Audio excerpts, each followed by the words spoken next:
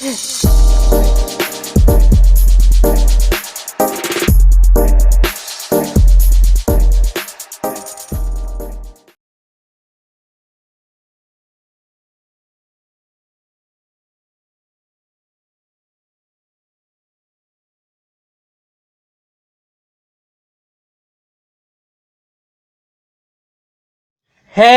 what's up, everybody? Welcome back to KRSTV. This is your boy Kenny. Now, remember, subscribe to my channel. Click that bell so you can get notifications every time I drop a video. Also, follow me. Follow all the information I have in the description box.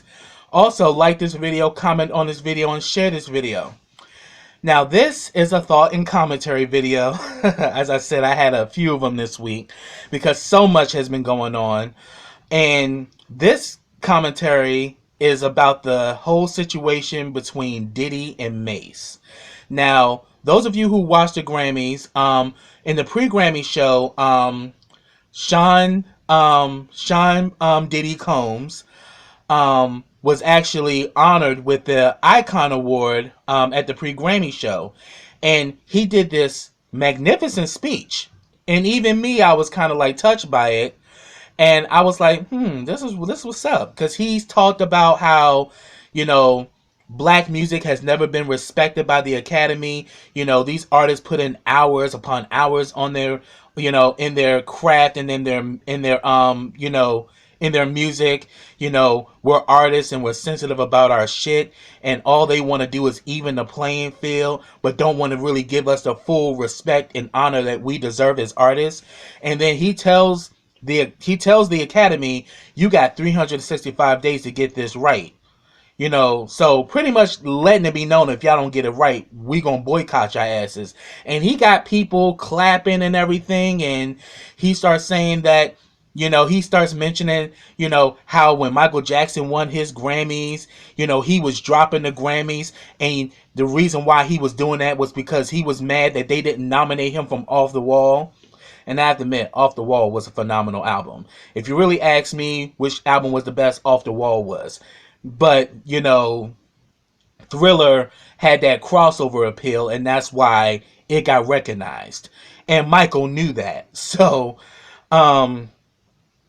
because he only won one Grammy for Off the Wall for Best R&B Performance for Don't Stop Till You Get Enough.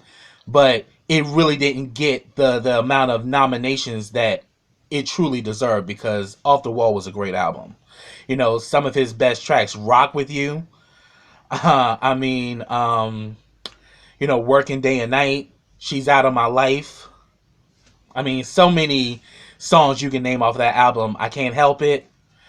Yeah, the album was everything. And then he started mentioning, there are so many albums that should have won, like Prince's 1999 and Beyonce's Lemonade. Definitely agree with him on that. So he really got a standing ovation. There were a lot of people who were like, yeah, that's what's up, speaking truth to power. Yeah, they don't accept us. We inspire so much in fashion, image, all of that. We are literally the blueprint, and yet they don't want to honor us, and nor do they respect the artistry that we put forth, which was good. But after that happened, let's just say some chickens was coming home to roost, because Meek Mill had did a post on Twitter saying that, yeah, that is based off what Diddy said, he's right.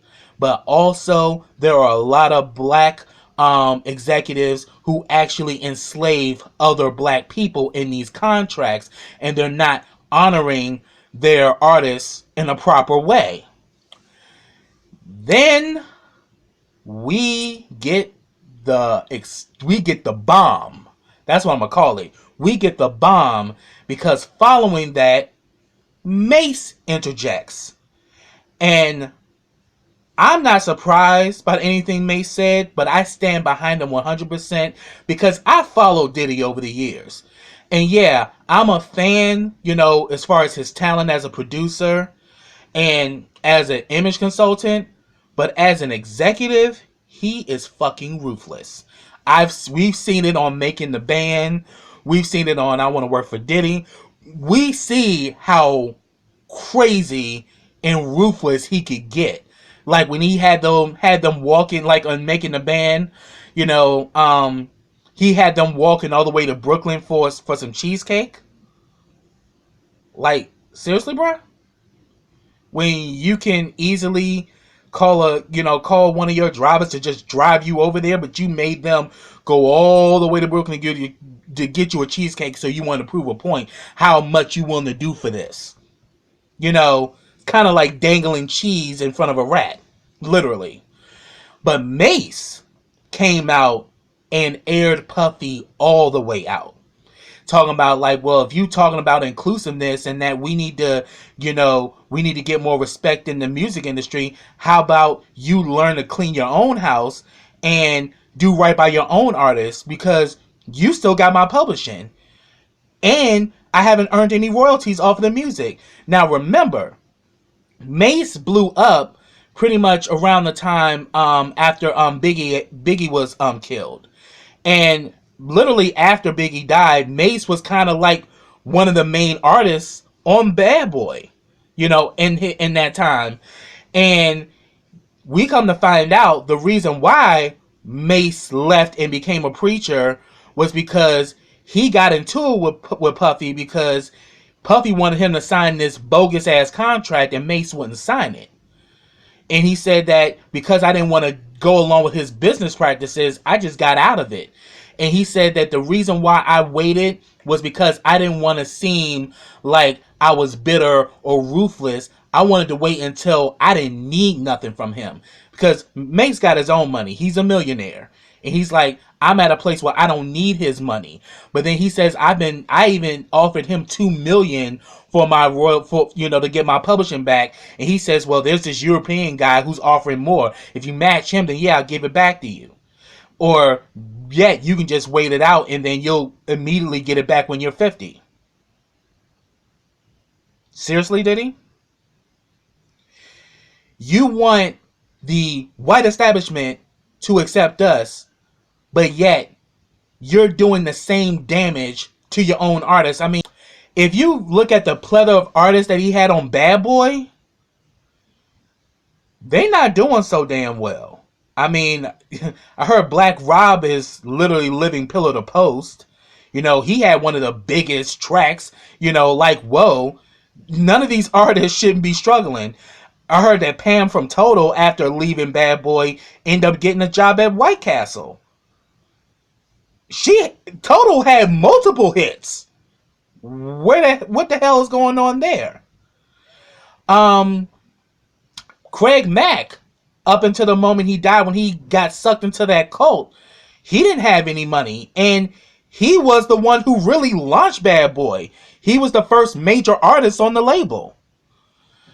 And then, like, what about Carl Thomas, Shine, Loon? I mean, you can go down the list, and they don't have a good ending, when they should not be having to worry about money, because they should be getting publishing, they should be getting royalties off of their work, and they're not getting that. Some of them are struggling for real.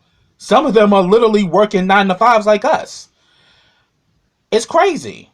Because these are artists, and you're saying that we're artists and we're sensitive about our shit, but, oh yeah, Day 26, another one, Danny D. Kane. I mean, you can just go down the line. A lot of his artists that were on Bad Boy, the ending wasn't so sweet for them. And that's a major problem. Because how are you going to get on the Grammy stage and talk about we need to be more inclusive and we need to start respecting black music, but yet you're not respecting it? Because it seemed the only person that has made it to millionaire and billionaire status is yourself. While your other artists are struggling or starving or, robbing Peter to pay Paul. Mase aired it all the way out. And I'm so glad that Mase came out and exposed this, because a lot of these executives are doing that. Black executives are enslaving their own people. They're using their own people to come up and get the money, and they saying the hell with you. Another prime example of black on black resentment. And if you're in the DMV, come out to the Black on Black Resentment event with the T-Zone along with Project Briggs. It's going to be February 22nd. I have the flyer at the end of this video. So definitely watch to the end to catch that flyer. Because, yeah, this is something that needs to be an ongoing discussion because we got to start doing better to each other. How are we going to expect outside, races like, to respect us if we don't respect ourselves? How are we going to tell them we need to be included, we need to be honored, but we're not doing it ourselves within our own communities? We're, shitting on our own people to come up. And, that whole situation with Diddy, like, yeah, I agree with what you're saying, but then again, I've seen how you move, Diddy. We all have. And for those who follow Bad Boy's history, we see how all these artists kind of end up in really dire straight situation, but you're the only one making millions. And Mase finally put the cherry on top of the sundae and said that, yeah. So this is a call to Diddy that, yeah, you need to go back and you need to rework those contracts and you need to start distributing royalties to all of those artists that made you millions. You got the money. You can make it happen. If you truly meant what you said at that pre-Grammy event when you got an Icon Award, which you would have not gotten if it wasn't for the artists you had on Bad Boy. If it wasn't for these artists who are sensitive about their shit, putting in work for you, you would have not have been there on the pre-Grammy show getting an Icon Award. So you owe this to your artists. You owe this to your community. You owe this to your race, bruh. Because it was black music that put you where you are. But yet, you've been giving everybody crumbs while you sitting around eating sirloin and filet mignon by your damn self. Now, how is that black excellence? Y'all get down in those comments and let me know your thoughts on this situation. But I really salute Mase for coming out and telling his story. And really putting it out there that, yeah, Diddy need to start sweeping up his own house before he tells the white establishment how to clean, how to do theirs. And it's real. We got to start taking responsibility for our own shit first and get our own houses together before we start asking for, before we start asking for inclusivity. We need to start including each other first. Because it starts at home. Home is where the heart is. You need to work on that heart, bruh. Real talk. But yeah, get down in those comments and let me know your thoughts on the situation. I love to hear what you guys have to say. And for those of you who are going to be in the DMV, come out on February 22nd to Black on Black Resentment. It's going to be a great event. It's going to be a roundtable discussion. And, there will be free food and also free testing for HIV and STIs because we as a community have to be more responsible for our sexual health. So until next time, everybody, take care.